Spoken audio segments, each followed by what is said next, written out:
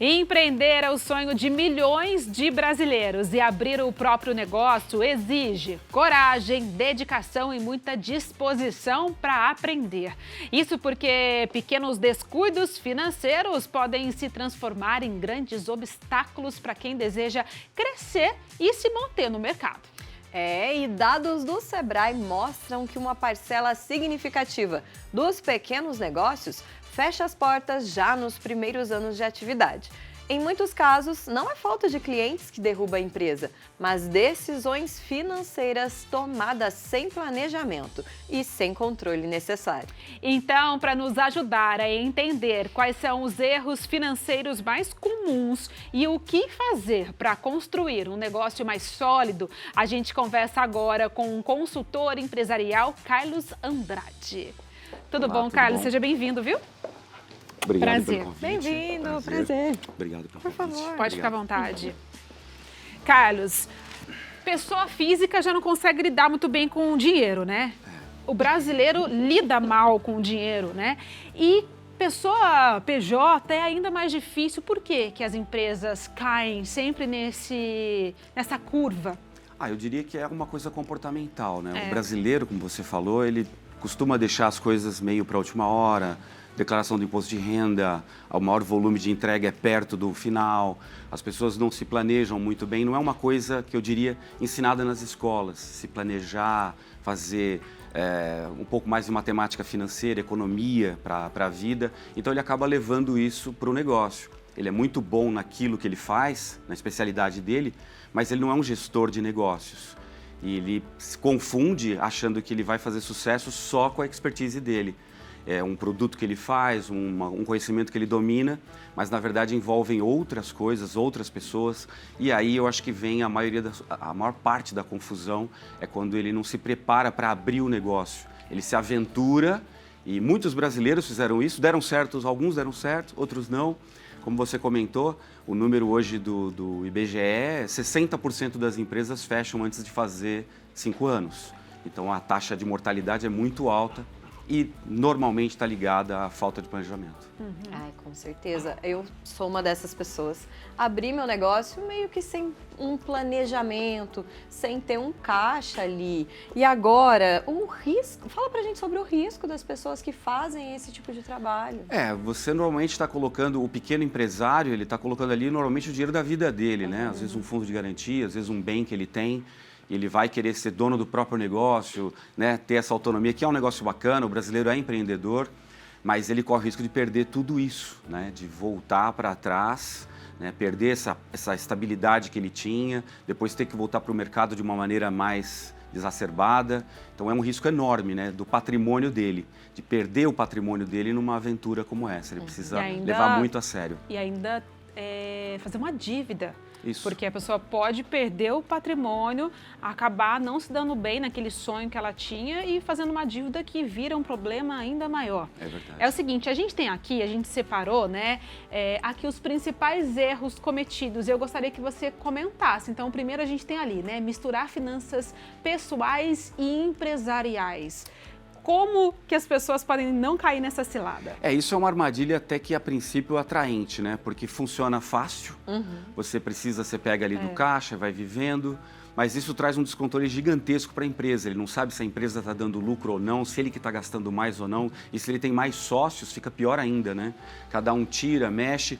Esse dinheiro que ele está tirando do caixa, hoje em dia, com a reforma tributária e fiscal, esse dinheiro vai ser taxado imposto de qualquer forma, ele precisa tomar cuidado, ele não vai emitir nota para ele mesmo, ele começa a criar problemas fiscais nisso, que até o ano passado ele não tinha, ele podia criar, entre aspas, aí um caixa 2 e ir trabalhando, que também é ilegal. Então ele cria problemas legais de controle para ele.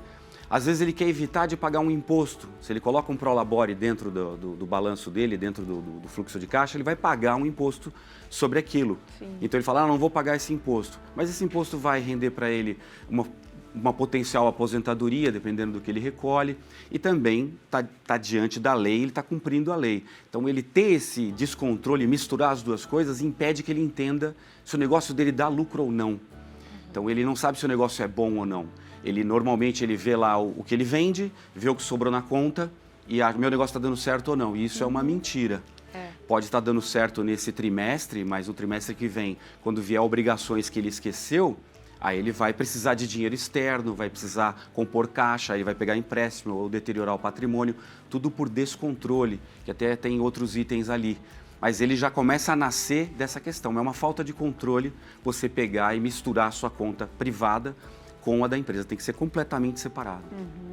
Seguimos aqui com não controlar o fluxo de caixa, que eu acho que tem a ver com isso que você já falou também, né? Porque se o dinheiro sai, você não tem noção do que entra, acaba virando uma bagunça e um descontrole, né? O fluxo de caixa, muita gente tem até fluxo de caixa, uma linguagem complicada, mas é tudo que eu comprei, tudo que eu recebi, os impostos que eu vou pagar, que eu tenho que pagar, porque se eu trabalho, de repente, produzindo queijo, eu vou comprar leite, vou comprar insumos, embalagem, uma série de coisas que eu comprei e paguei, ou joguei para 30 dias, 60, e aí eu vou começar a produzir meu queijo, ele tem um tempo de produção, aí eu embalo ele, entrego para quem vai consumir, se eu não vendo direto, eu entrego num mercado que vai esperar a venda para me pagar, ou seja, tem um ciclo enorme aqui entre eu começar a gastar dinheiro e ele começar a voltar. Se eu não tenho um fluxo de caixa para ver o que eu preciso pagar ao longo dos dias, e entra lá um pagamento, eu falo, nossa, que ótimo, entrou um pagamento, eu tenho 10 mil reais no caixa, mas ele ainda não pagou o leite,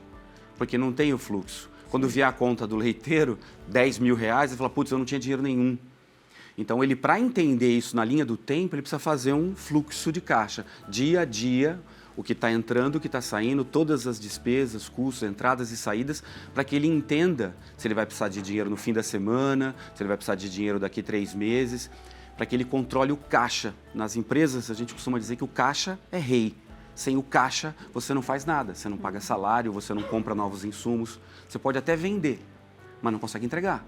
Então, o caixa é fundamental, você tem que ter um controle de caixa muito bem ajustado. Eu diria, uma vez por semana, olhar ele no detalhe e a conta no banco todo dia. Sim, e saber colocar preço nas suas coisas também, né? Muita gente, a gente está falando sobre fazer queijo, fazer bolos, que era o nosso caso, né? Mas muitas vezes tem um salão de beleza e as pessoas não sabem precificar Serviço, o seu serviço, principalmente, né? Porque às vezes o produto você compra, você tem uma noção maior, mas a questão de serviço é mais difícil. Você quer uma água? Eu queria. Pessoal, você consegue que uma água para ele? Eu tô saindo assim de um resfriado, de vez em quando Não, vem e aqui a gente fica nesse ar-condicionado, tá sempre com a água desgastando. Já tá vindo a água ali. Vou sobreviver. Ah, então, vamos sobreviver. Vamos, Essa questão do preço, então, acaba que precisa ficar de olho. Nessa construção que a gente está fazendo, uma pessoa que começa um negócio sem ter muita noção, ele também não tem noção de montar um preço. Ele não entende o que ele tem que colocar lá dentro de custos, todos os impostos, e isso ele acaba confundindo. Ele pensa que é comprar o material, produzir, entregar e receber o dinheiro só. Ele tem uma série de coisas para controlar dentro disso. Então, ele precisa entender do que é composto. E, às vezes, ele esquece de um transporte, de uma embalagem, de uma comissão, de um vendedor. Ele tem que compor todos os custos. Ele tem que pensar em tudo que está ali dentro. E até a amortização de custos que ele tem fixo. O prédio, a publicidade, a energia elétrica, o computador que ele comprou, que ele está amortizando, porque se quebrar ele vai precisar comprar outro. Como é que ele faz se ele não tem dinheiro? Então, todos esses custos precisam ser ou diretos, ou indiretos, ou amortizados dentro do preço. Então, montar o preço, compor o preço é importante. E hoje, com as novas leis, muitos dos impostos são recolhidos na fonte, ele não vê nem a cara. Então, ele pode pensar que vai receber um dinheiro e nem recebe. Lá, eu vou receber 100, recebe 78. Porque o imposto já foi todo retirado pelo governo. Aí quebra. Aí ele começa a ter problema, volta a questão de fluidez, de pedir dinheiro, de caixa, que eu acho que é um dos pontos a gente tá. A gente tem a sua aguinha ali, para não deixar você assim, olha, na seca. A gente quer exigir... Que fazia parte do processo. Não, a gente quer exigir mais de você. Você acha que a gente ia deixar você embora assim, sem Agora falar? vai. Agora vai, né? Não, beleza. A gente tem ali que é o de fazer dívida. E eu entro com um incremento nessa pergunta, que é quando você fazer um empréstimo. Em qual momento você deve fazer um empréstimo? Porque daí você tem que pensar nos custos e mais no que você está devendo, né? Então, como que fica essa questão do endividamento? Olha, essa sua pergunta, ela tem assim 2 programas de 2 horas para a gente falar só disso aí. Ai, meu Deus! Mas colocando uma coisa bem simples, num caso que a gente está falando de um empresário que está começando, uma microempresa, eu diria que ele tem que evitar ao máximo trabalhar com empréstimo, porque empréstimo tem juros dentro.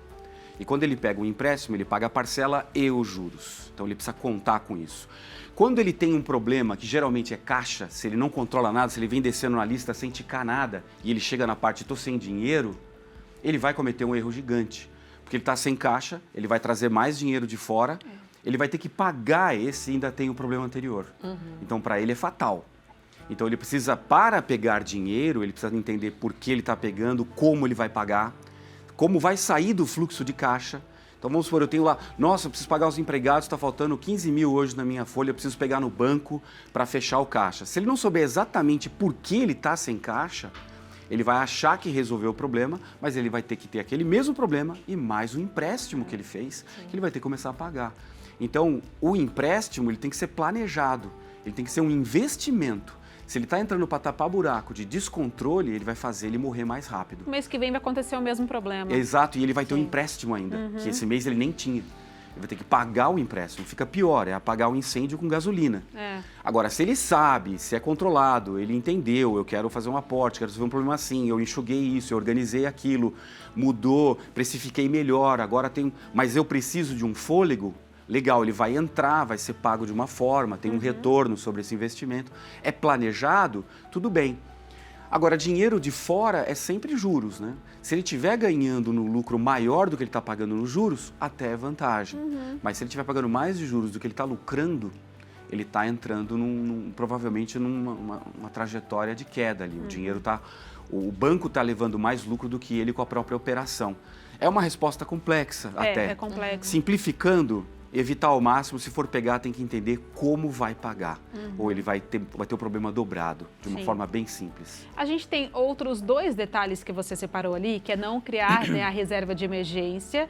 Isso vale muito para pessoa física e pessoa jurídica, Exatamente. né? E o ignorar indicadores financeiros. Mas essas 2 eu vou pedir para você responder lá no nosso Instagram, porque a gente está com o tempo aqui um pouquinho corrido, mas como você já sabe que o nosso programa continua no Instagram, a gente pede aqui para que você responda por lá, para que os empreendedores também possam, né?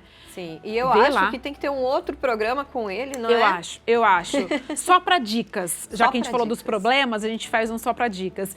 Muito obrigada. Você volta? Foi um prazer, volto. Então, fechado. Tá fechadíssimo. Fechado, obrigada, querido. Por nada. Os contatos Prazer. do Carlos estão aparecendo aí na sua tela. Por favor, gente, entre em contato com ele, tá?